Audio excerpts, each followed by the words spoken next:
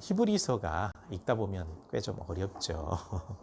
번역이 그렇게 좀 매끄럽게 되어 있지 않아서 그렇습니다. 나중에 지금 이제 아가서를 이렇게 하고 있는데 신약도 차근차근히 읽기 쉽게 정리해서 읽을 수 있도록 도움을 드리도록 하겠습니다.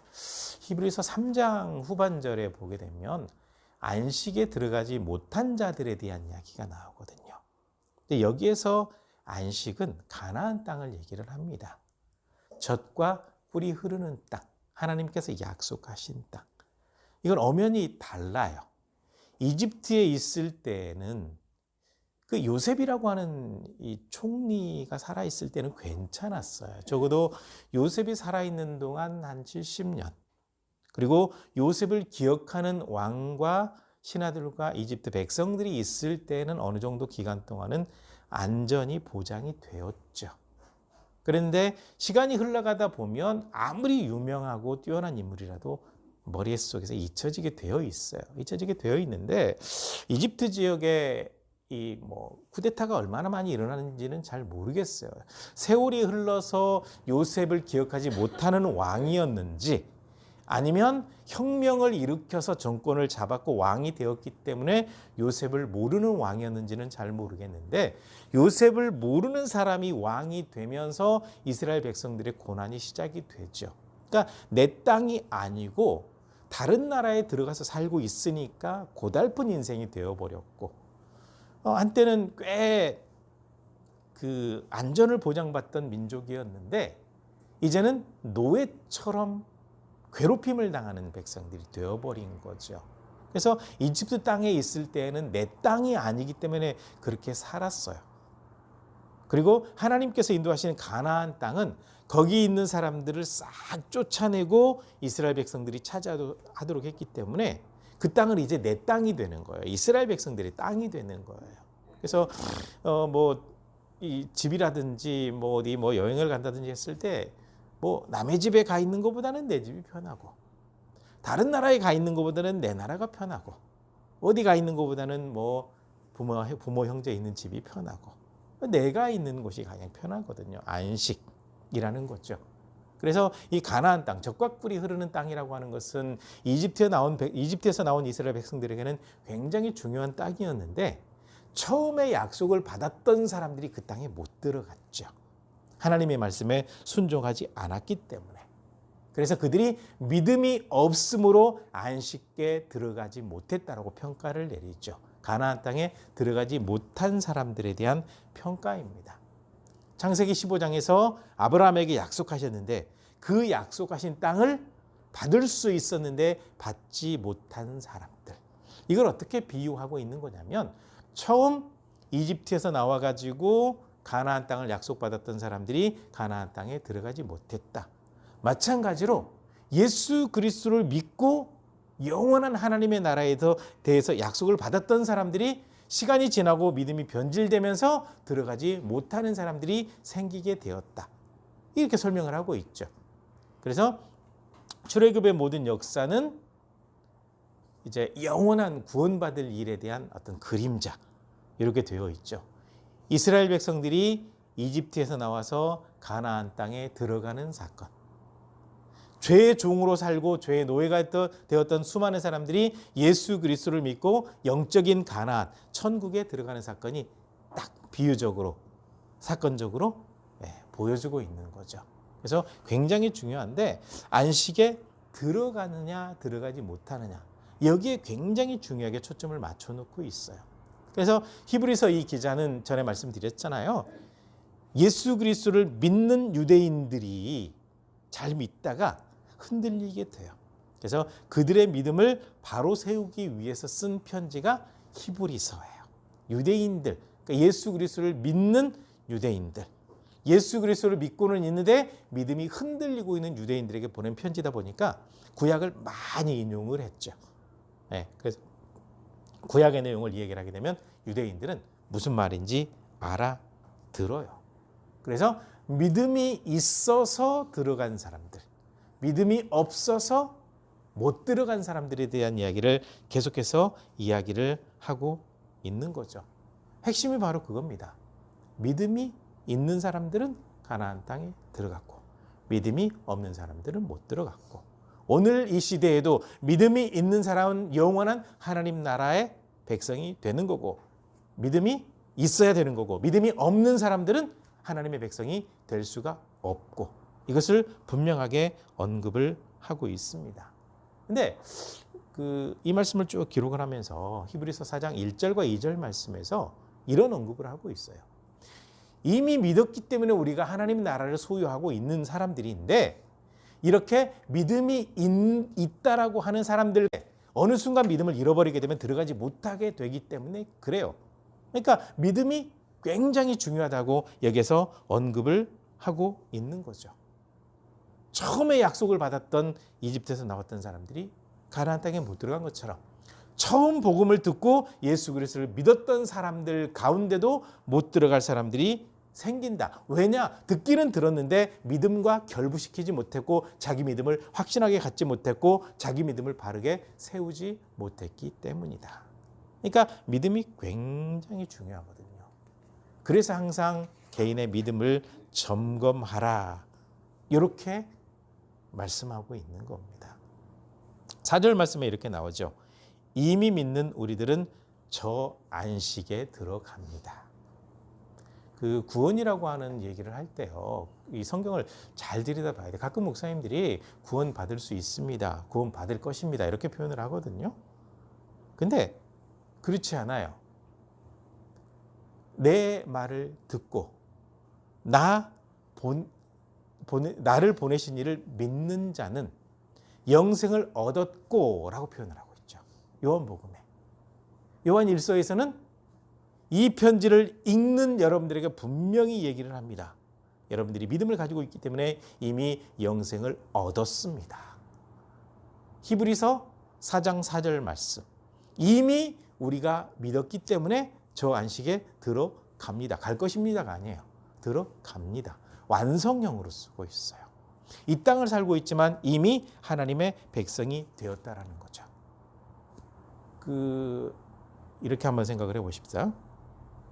이스라엘 백성들이 이제 노예처럼 살았죠. 그러니까 430년이라는 세월이 결코 짧은 세월은 아니었죠, 그죠? 네. 사실 우리가 살아온 세월을 보게 되면, 벌써 졸업할 때가 됐다고? 벌써 군대 제대했어? 근데 막상 군대 들어가 있는 사람들이나 학교 다니는 사람들은 참 지루하거든요. 매일매일 시간이 안 가고, 그 다음에 군대 얘기 가장 싫어하죠. 싫어하는데, 군대에서 제일 시간이 안 갈 때가 언제냐면 이등병 때예요. 하루가 얼마나 긴지. 그러니까 겪어보지 않은 사람들은 금방 야 너 벌써 휴가 나왔어? 네, 그렇게 되거든요. 근데 결코 짧은 세월은 아니에요. 430년이라는 세월도 그렇죠.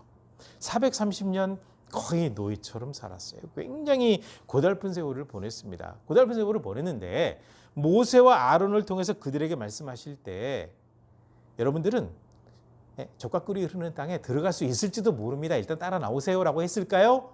하나님께서 주신 땅에 들어갑니다라고 얘기를 했을까요? 들어갑니다라고 얘기를 했어요. 들어갑니다라고 얘기를 했는데 정작 다 들어갔습니까? 못 들어갔어요. 똑같아요.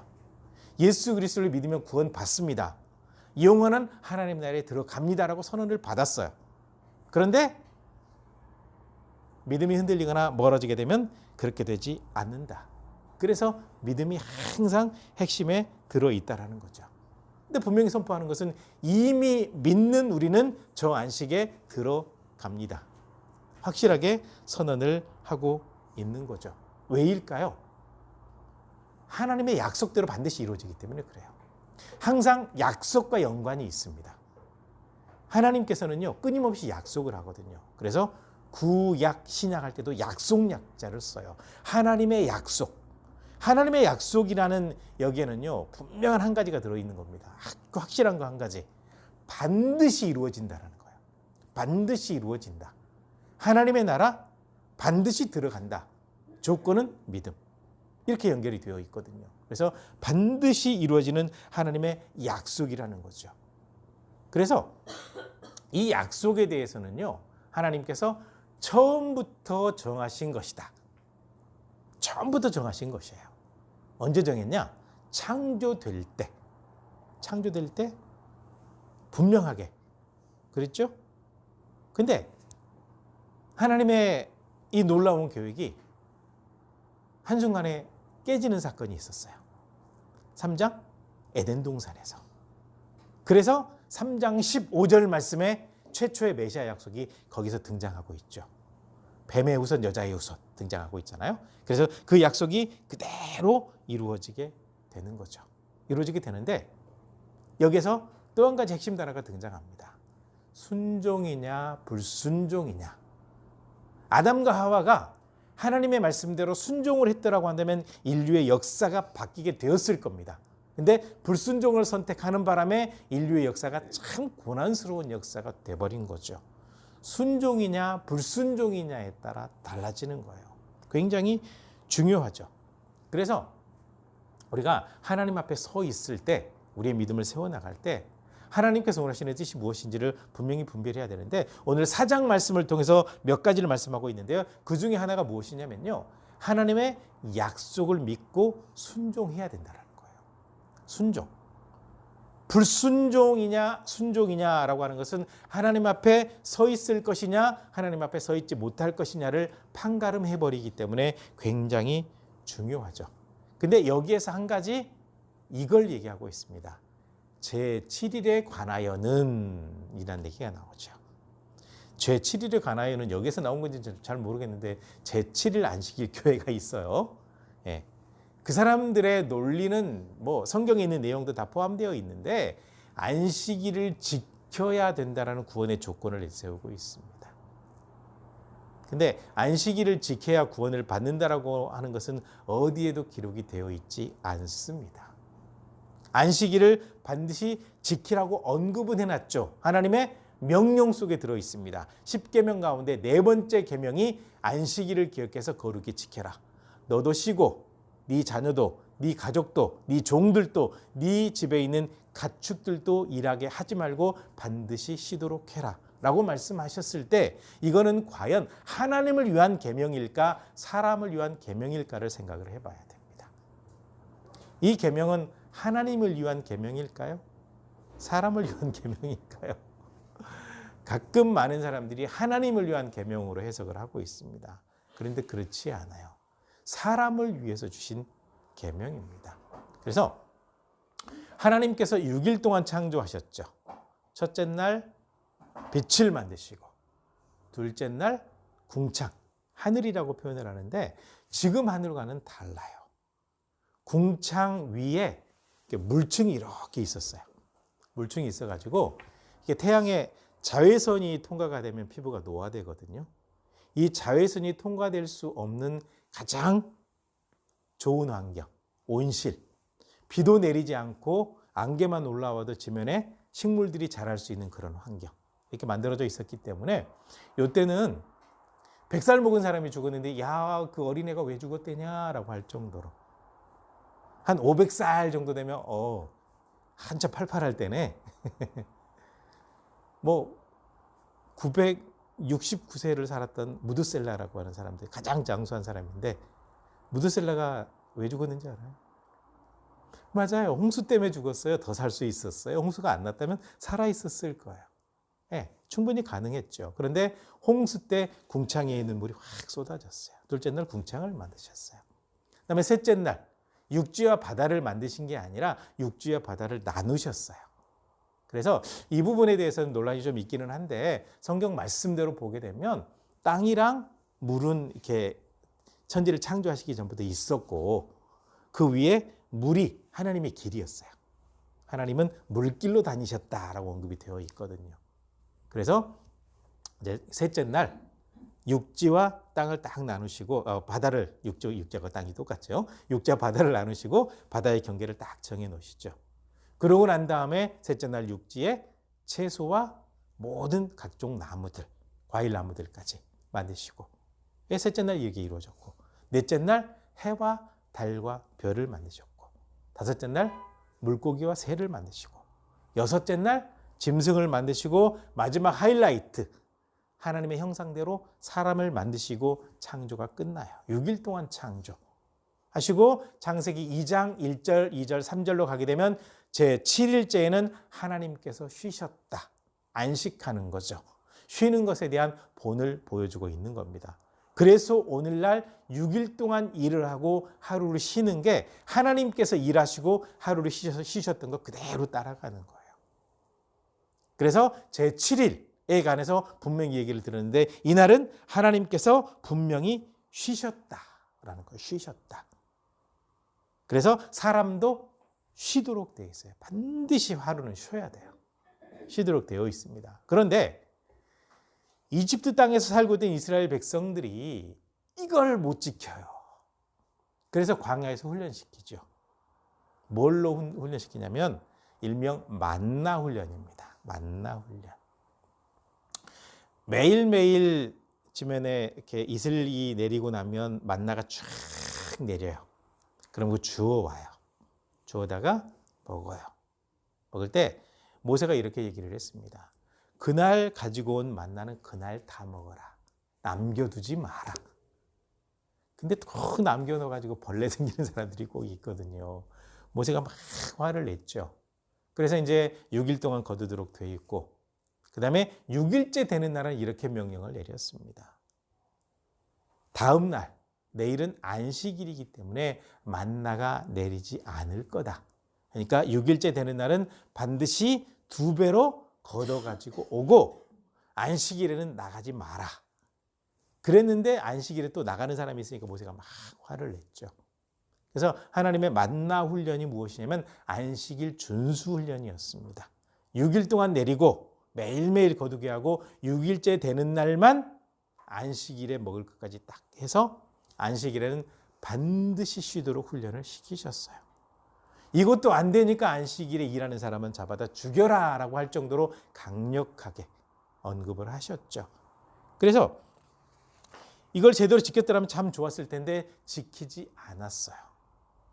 제7일 안식일 4번째에 있는 계명조차 지키지 않으니까 지키지 않은 사람들은 죽임을 당했고 광야에서 죽임을 당했기 때문에 안식에 못 들어간 거예요.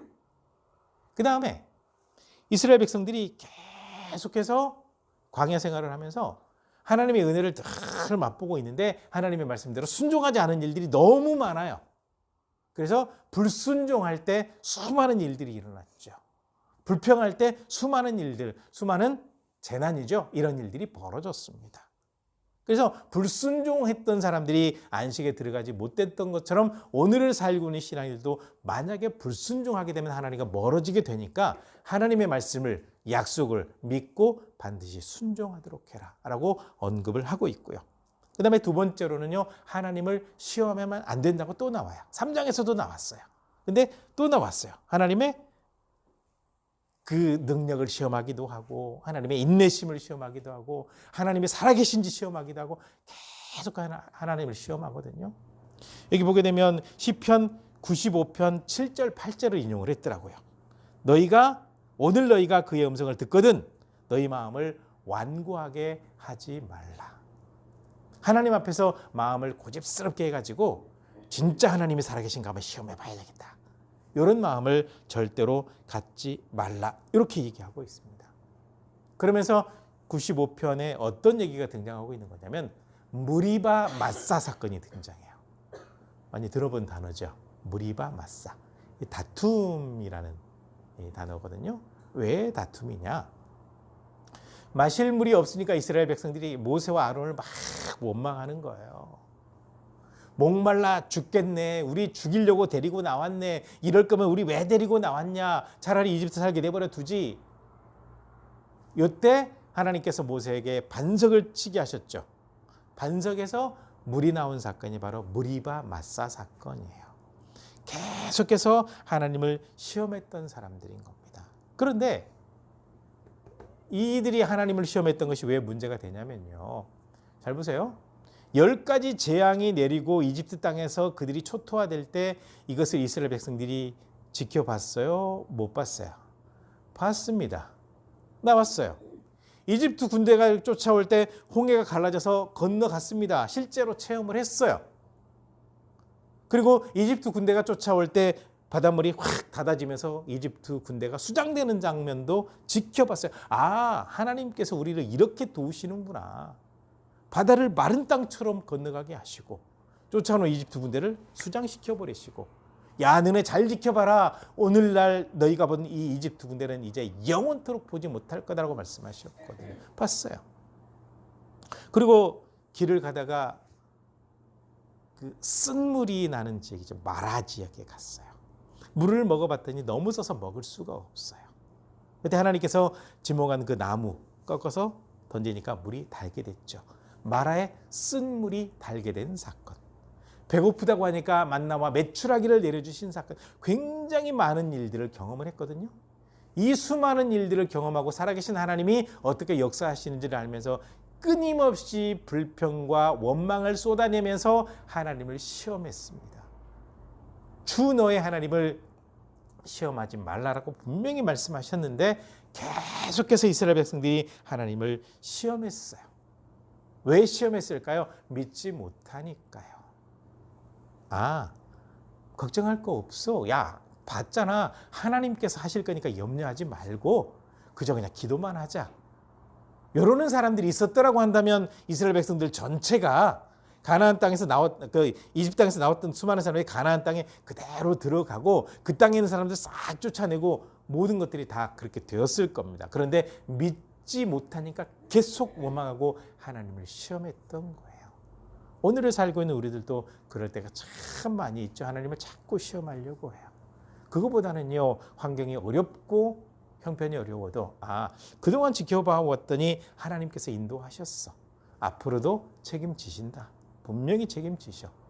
이렇게 믿고 우리의 삶을 영위해 나가는 것이 굉장히 중요합니다. 자꾸 마음속으로 하나님 시험하지 마십시오. 가끔 시험하다가 자기 올무에 빠지는 사람들이 있어요. 하나님, 제가 저 사람을 한 번만 더 만나면 결혼하겠습니다.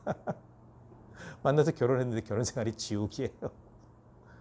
그런 식으로 하나님께서 응답하시기를 바라는 것보다는 정말 그 사람이 어떤 사람인지 알아보고 지혜로운 선택하는 게 낫죠. 자꾸 여러 가지 방법을 하나님을 시험하고, 하나님 이렇게 응답해 줘 보십시오. 믿겠습니다. 이렇게 응답해 보십시오. 마치 그 기드온이 양털 시험하듯이 양털에만 있게 해주십시오. 양털에만 이슬이 없게 해주십시오. 이렇게 하듯이 끊임없이 하나님을 시험하고 있거든요. 시험하지 말고 하나님께서 온전히 책임진다는 것을 믿고 믿음으로 사시기를 바랍니다.